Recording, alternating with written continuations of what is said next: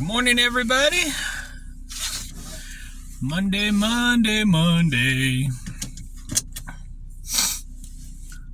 So sitting here warming up the car, and it's about 64 degrees outside. The windows are a little fogged up, kind of foggy. It's not foggy outside of the car, but condensation, whatever. Whew. So, back at it.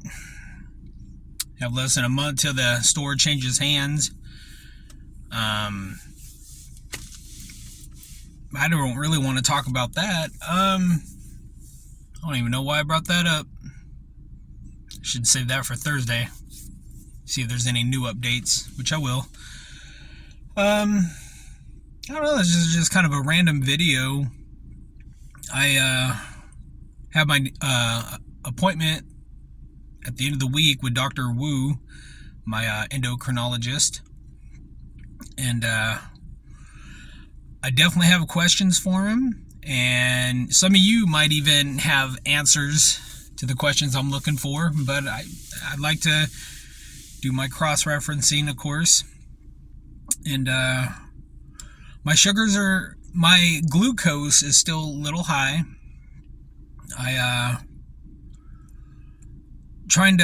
It's all a matter of fine-tuning my insulin regimen. And there's other factors that play into it too. Not enough exercise. I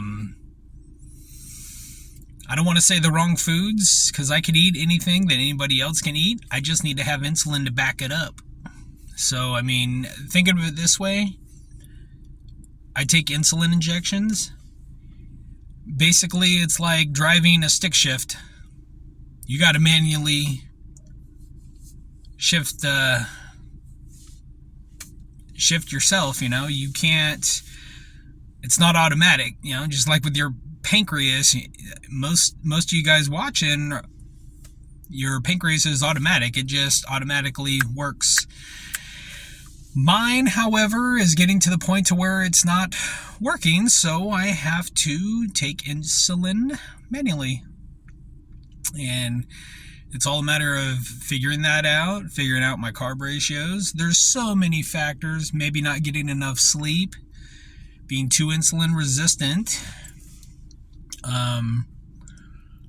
Now, may I mind you, you could be a type 1 diabetic and also be insulin resistant on the top of that, to where your insulin injections won't work as good if you're insulin resistant.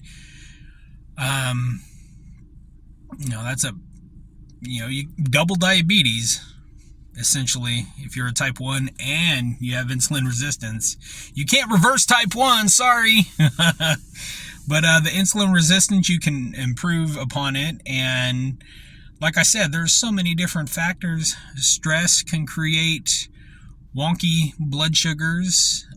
Eating a high-fat diet can cause things to, like a roller coaster.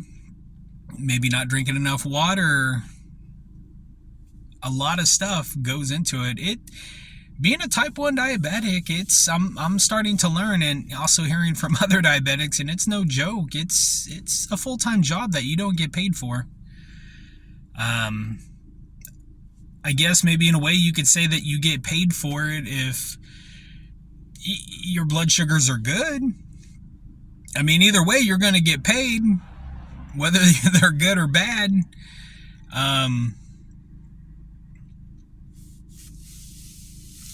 And I guess this is, I don't want to say me ranting, but, for the longest time, I always felt like, oh, bad dog, bad dog, you shouldn't be having this, or you shouldn't be having that. And it's like, I'm still a human being. I'm diabetic, yeah, but I'm still a human being. And it gets kind of frustrating, watching other people. I'm not saying I'm wishing other people were in my shoes. Definitely not. It's a nightmare. It can be a nightmare. But it gets kind of frustrating seeing people relentlessly just eating and eating and eating, and they're just fine. That's frustrating for me.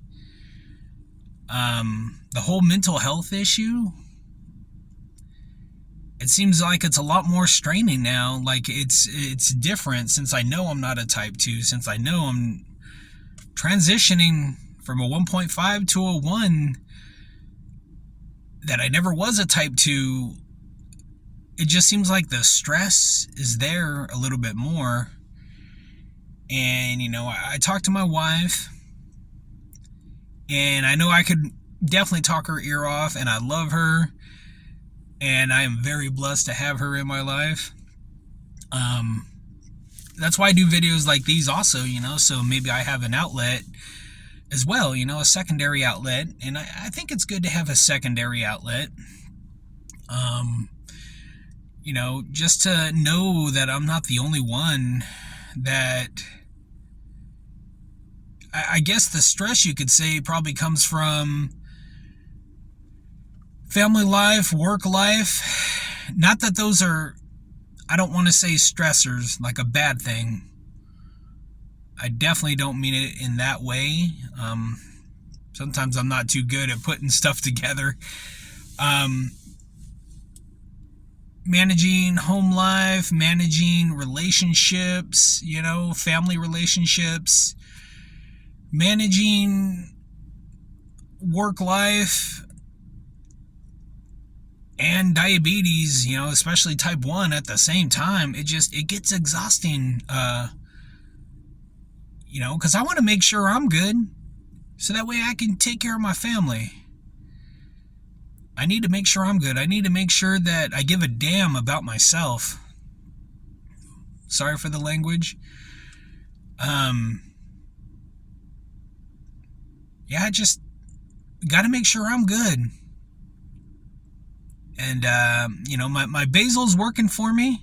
I know it's working for me. Otherwise, I would have ketoacidosis by now. Don't want to go back to having that. It's definitely no fun. And it could have been a lot worse.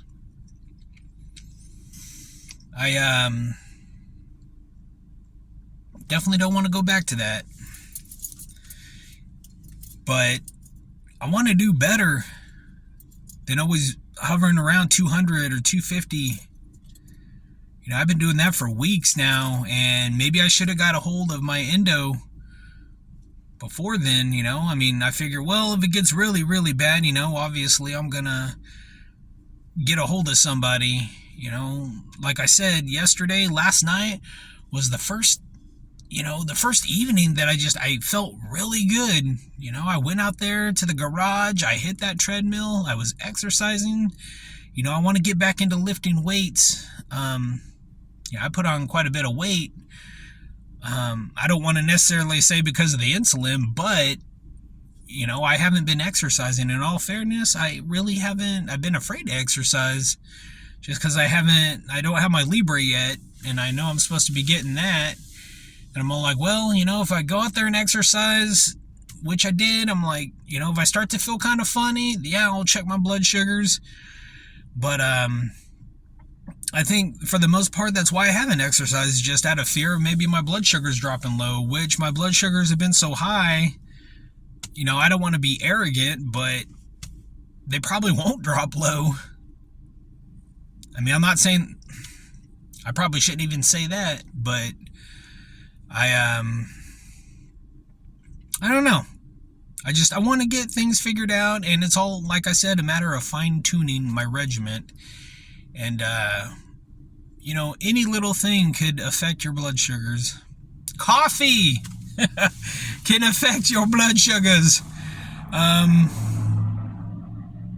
There's certain things you could eat that will blunt your glucose spike. And, like I said, it's a juggling act, and it's also a matter of fine-tuning and just knowing you're not going to get it right all the time. And I got to realize that for myself. But like I said, last night was the first night in weeks that I felt awesome. Like I said, my blood sugar was still high last night. And then I took my Basil before bed, but my body, I didn't ache, I didn't have cramps, nothing like that. I felt great.